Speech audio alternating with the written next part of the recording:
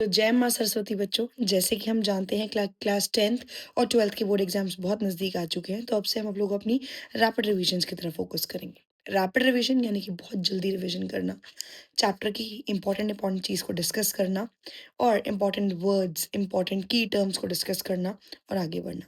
तो आज हम स्टार्ट कर रहे हैं क्लास 10th का फर्स्ट बुक, फर्स्ट फ्लाइट का first chapter, a letter to God.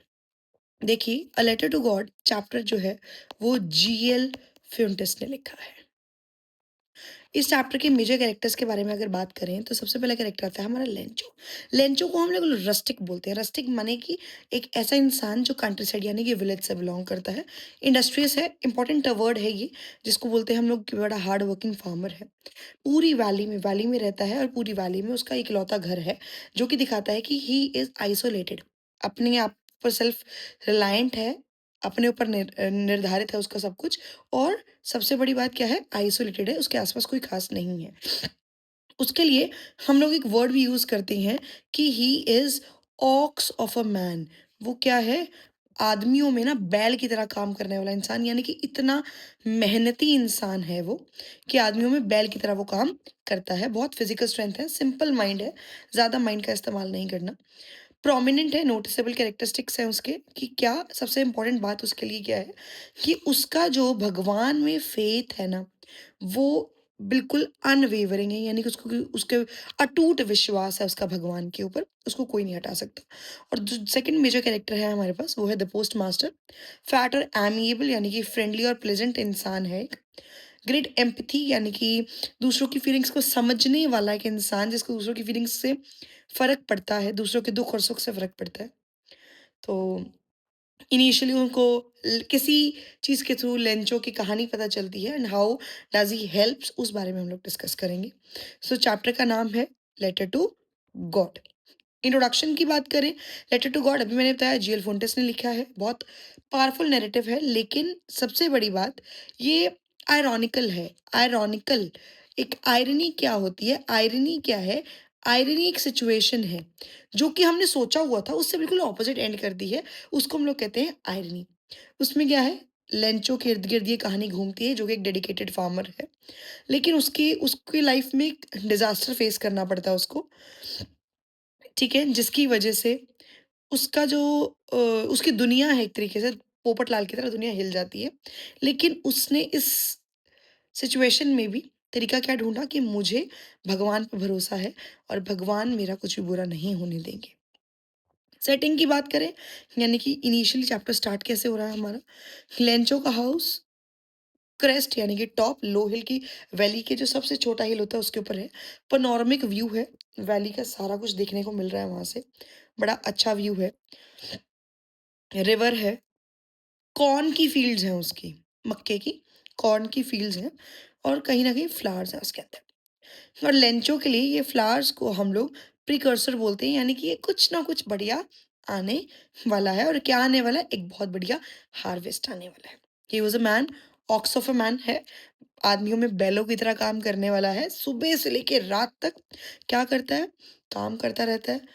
अब क्या है, सब कुछ अच्छा चल रहा है, लेकिन अब उसको ज़रूरत है बारिश की, द मच नीडेड डाउनपोर, एक अच्छी बारिश की उसको ज़रूरत है, क्योंकि धरती जो है सूख चुकी है। अब उसके काम के लिए, उसकी फसल के लिए बारिश की बहुत ज़्यादा रिक्वायरमेंट है। क्या होता है, प्रोडिक्शन करते हैं रेन की किस तरीके से, कहते हैं इवनिंग में, रात शाम का खाना खा रहे होते हैं वो लोग, पूरा परिवार खाना खा रहा होता है। तो लेंचो ने प्रोडिक्ट किया होता है कि भैया मेरी ऑब्जर्वेशन के अनुसार ना अब जो है बारिश होगी। बारिश होती भी है, बड़ी बड़ी ड्रॉप्स आती हैं, और हवा बड़ी सौंधी सौंधी खुशबू हवा में आ चुकी है, जैसे गीली मिट्टी की खुशबू होती है, मिट्टी की खुशबू, आयुष्मान खुराना का गाना जो आपका है, उसके अकॉर्डिंगली। और लेंचो बाहर जस्ट ऑब्जर्व करने नहीं जाता, बल्कि उस रेन को फ़ील करने जाता है। उसको मतलब उसको एन्जॉय करने जाता है कि भई ये है, जो मेरे लिए मच नीडेड चीज़ थी, वो है। इसलिए वो रेन ड्रॉप्स को जो है ना, उसको न्यू कॉइन्स की तरह भी बोलता है कि भैया जो छोटे कॉइन्स हैं, वो 5 सेंट के कॉइन्स हैं, और जो बड़े कॉइन्स हैं, वो 10 सेंट के कॉइन्स आ रहे हैं। अब यानी कि वो बात कर रहा है कि rain is directly proportional to the financial gain, उसको जो फायदा होने वाला है वो बारिश की वजह से होने वाला है। लेकिन गरीबी में आटा गीला हो जाता है उसके साथ, सडन ट्रांसफॉर्मेशन आता है। अब जो प्लेज़ेंट एटमॉस्फेयर था, जो अचानक जो बड़ी अच्छी बारिश चल रही थी, वो अचानक से तेज़ हवाएँ चलनी शुरू हो जाती हैं और ले रेन के साथ-साथ एक हेलस्टोन्स यानी कि ओले पड़ने शुरू हो जाते हैं। क्या पड़ने शुरू हो जाते हैं? हेलस्टोन्स यानी माने कि ओले पड़ने शुरू हो जाते हैं। जिसको हम लोग बोलते हैं ना ओले पड़ना, ओले पड़ने शुरू हो जाते हैं। अब सिल्वर कॉइन्स की तरह थे ये। ठीक है, बच्चे भागते हैं, कलेक्ट करते हैं, लेकिन लेंचो का एक्सप्रेशन जो है, जॉय से सैडनेस की तरफ, एंग्ज़ायटी की तरफ जाना शुरू हो जाता है। क्यों? क्योंकि उसको बस उम्मीद थी कि ये ओले जो हैं जल्दी गिरने बंद हो जाएँ। लेकिन वो जल्दी बंद नहीं होते, अप्रॉक्सिमेटली वो 1 घंटा लगा देते हैं। 1 घंटे तक ओलावृष्टि होती रहती है, बर्फ़ के जो ओले हैं वो गिरते रहते हैं और अब क्या है गार्डन जो है, पूरा का पूरा गार्डन जो है कंप्लीटली व्हाइट दिख रहा है। जो कॉर्न की फसल उसकी अच्छी होनी चाहिए थी, जिसको पानी की ज़रूरत थी, उसमें अब ओले गिर चुके हैं। अब क्या है, there comes a state of dissolution. क्या सिचुएशन आई? वैली टोटल डिसोल्यूशन यानी कि सैडनेस की तरफ है, उदासी की तरफ है, एम्प्टीनेस की तरफ है, कोई सिंगल लीफ भी नहीं बचा। हवा इतनी तेज़ चली, ओले इतने गिरे कि सब पत्ते तक झड़ गए, कुछ नहीं बचा। कॉर्न्स जो हैं, जो फ़ील्ड है वो कंप्लीटली डिस्ट्रॉय हो चुकी है, फ्लावर्स गिर चुके हैं और लेंचो की जो सोल है, उसको दुःख पहुँच चुका है। बैरन ज़मीन पे, एम्प्टी ज़मीन पर वो खड़ा है और उसको समझ नहीं आ रही कि भैया क्या होगा? ठीक है?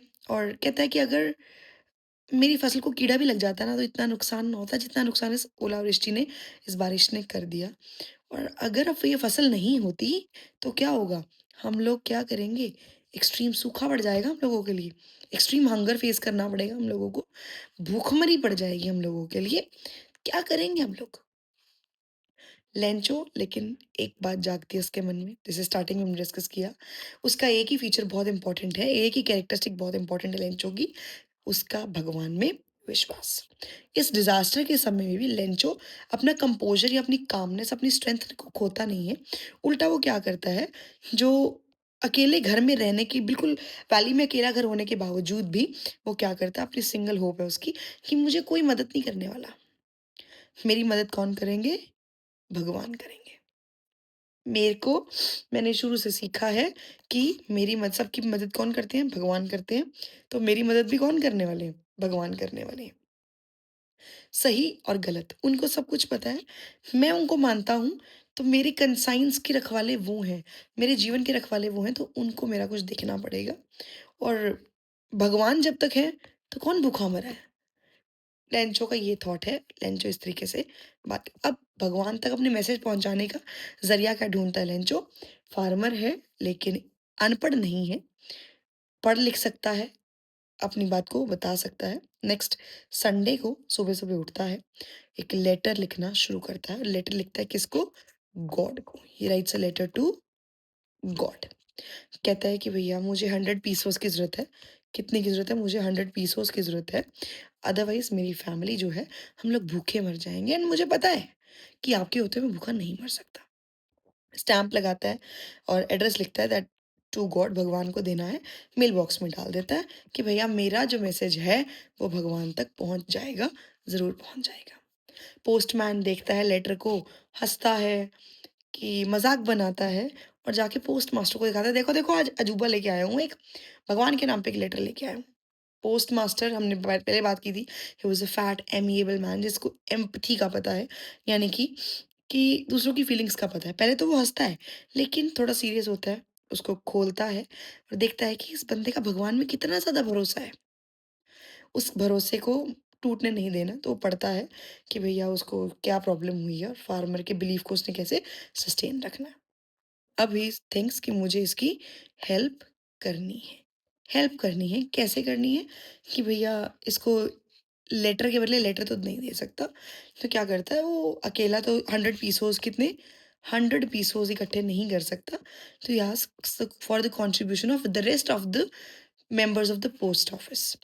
अपने कलीग्स और अपने फ्रेंड्स को कहता है कि भई चलो कुछ चैरिटी करते हैं, कुछ एक्ट ऑफ काइंडनेस करते हैं और लेट्स डू समथिंग, और उसने बेस्ट एफर्ट्स करके सब कुछ करने के बाद, लेकिन he was only able to collect 70 pesos only.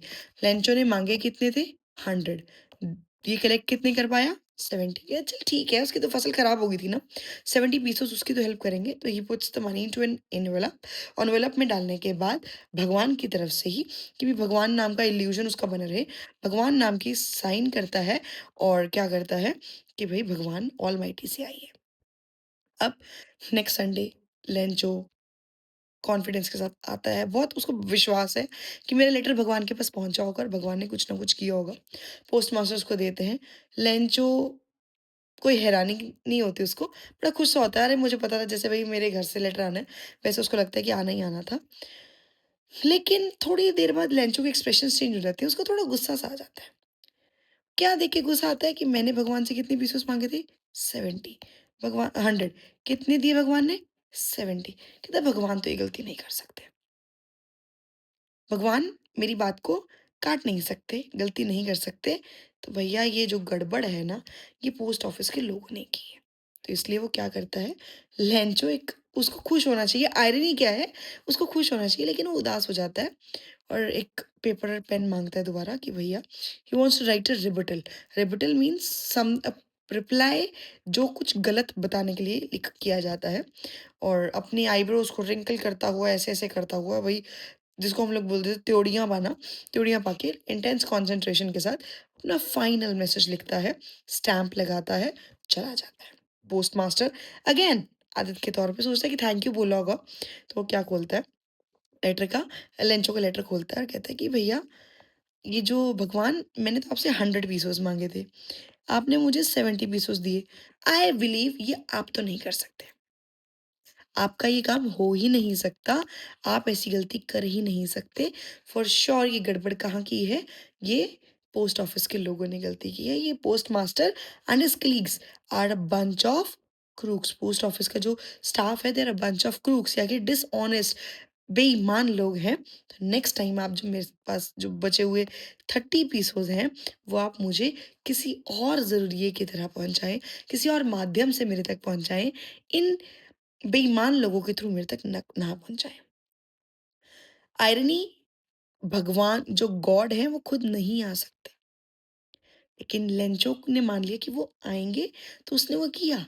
Instead of being happy, वो उदास हो गया, गुस्सा आ गया, और वो भगवान के विश्वास में इतना अंधा हो गया था कि रियल जो काइंडनेस का एक्ट था उसको वो दिखा ही नहीं।